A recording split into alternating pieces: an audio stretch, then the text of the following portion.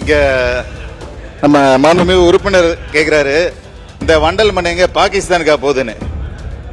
விவசாயிக்கு மட்டும்தான் போகணுங்கிறதா தமிழ்நாடு முதலமைச்சர். பாகிஸ்தானுக்கு இல்ல, பக்கத்து ஊருக்கு கூட போக விட மாட்டோம்.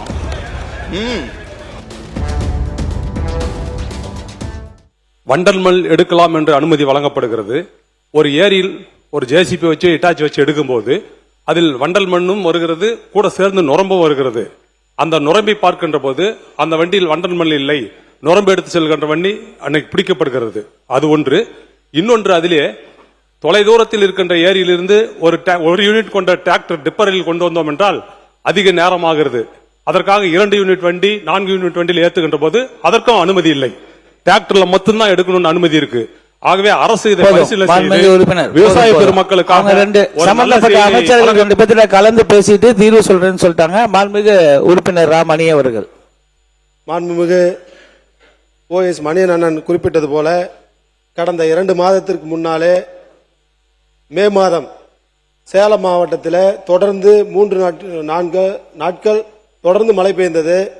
அப்பொழுது மாடு கட்டுகின்ற இடத்தில் கொட்டகை என்று சொல்லுவார்கள், அந்த இடத்திலே மழை நீரால் தேங்கப்பட்டு நிற்கிறது. இரவில் பெய்த மழை, அந்த தண்ணீரை எப்படி வெளியேற்றுவது? அதற்கு தன்னுடைய பட்டா நிலத்தில் இருந்து 3-4 யூனிட் நுரம்பு அள்ளி கொட்டுவதை பார்த்து அங்கு இருக்கின்ற தாசில்தார் வந்து வண்டியை பிடித்துக் கொண்டார். இது சம்பந்தமாக நான் மட்டுமல்ல, என்னோடு ஆத்தூர் சட்டமன்ற உறுப்பினர், கெங்கவல்லி சட்டமன்ற உறுப்பினர், ஏற்காடு சட்டமன்ற உறுப்பினர் எல்லாம் சேர்ந்து மாவட்ட கலெக்டர் அலுவலகத்திற்கு சென்று மாவட்ட ஆட்சியரிடம் நாங்கள் அந்த நிகழ்வை நாங்கள் எடுத்து சொல்லுகிறோம். ஓட்டக்கூடாது என்று, ஓட்டக்கூடாதுன்னா ஓட்டக்கூடாது அப்படி என்று சொல்றார். ஆனால் ஏன் சார் இவ்வளவு டென்ஷனா பேசுறீங்க அப்படின்னு கேட்டா, சார் ஓட்டக்கூடாது சார் அப்படின்னு எங்களை அவமதிக்கிற வகையில பேரவை முன்னவர் மாண்பு உறுப்பினர்கள் பேசுகிற போது எல்லா உறுப்பினர் அந்த கருத்துக்களை சொல்லியிருக்கீர்கள். அதைத்தான் நானும் அந்த அமைச்சரோடு பேசி அதற்கான நல்ல முடிவுகளை முதலமைச்சரோடு கலந்து பேசி முடிவு செய்கிறோம் சொன்னோம். அதையே திருப்பி சொல்லிட்டு இருக்க வேண்டியதில்லை. இந்த விவசாயிகளுக்கு இலவசமா வண்டல் மண் எடுக்கிற இந்த திட்டத்தில் இதுவரைக்கும் 1,40,260 பயனாளிகளுக்கு சுமார் 1.50 கோடி கனமீட்டர் வண்டல் மண் இலவசமா எடுத்து கொடுத்துட்டு இருக்கோம். அதாவது விவசாயிங்கிற பேர்ல மண்ணை அதிகமாக அள்ளுற மாஃபியாக்களை விட மாட்டோம். அதுதான். மாண்புமிகு உறுப்பினர் ராமணி அவர்கள் பேசுங்க.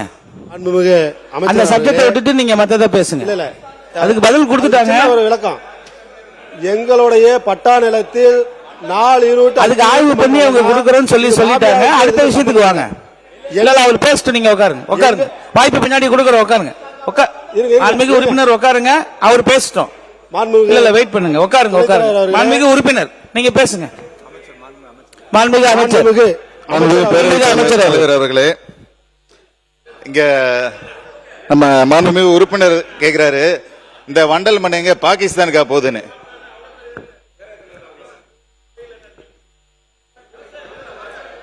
விவசாயிக்கு மட்டும்தான் போகணுங்கிறதா தமிழ்நாடு முதலமைச்சர்.